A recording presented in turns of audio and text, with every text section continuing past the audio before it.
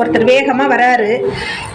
நான் இது வரைக்கும் யாருக்குமே எந்த பிரச்சனையுமே எந்த ஒரு கஷ்டமுமே கொடுத்தது கிடையாது. ஆனா எனக்கு மாத்திரம் அம்புட்டு பேரும் பிரச்சனை கொடுக்குறாங்க, கஷ்டம் கொடுக்குறாங்க. இதையெல்லாம் விட ஒருத்தர் என்னை பெருசா ஏமாத்திட்டே போயிட்டாரு. இதெல்லாம் என்ன இயற்கையோட நியதின்னு சொல்லி ரொம்ப புலம்புறாரு. உடனே அவர்கிட்ட என்ன சொன்னேன், உங்களுக்கு நடக்கிறது எல்லாமே பாத்தீங்க அப்படின்னாக்க அதுல ஒரு செய்தி இருக்கும், இல்லை அப்படின்னா ஒரு எச்சரிக்கை இருக்கும். ஒரு நல்ல கண்ணோட்டத்தோட பார்த்தோம் அப்படின்னா அறிவும் இருக்கும். அப்படின்னு சொன்ன உடனே நான் செய்யாததெல்லாம் எனக்கு நடக்குது, இதுல என்ன எச்சரிக்கை பதிவு, செய்தி, அறிவு இதெல்லாம் இருக்க போகுதுன்னு சொல்றீங்க அப்படின்னு சொல்லி ரொம்ப கோபமாகினாரு. உடனே வந்துட்டு நாம தெருவுல நடந்து போய்கிட்டு இருக்கோம், வலிக்கு விழுந்துடுறோம் இல்லையா, ஒரு கல்லு தட்டி கீழே விழுந்துடுறோம்.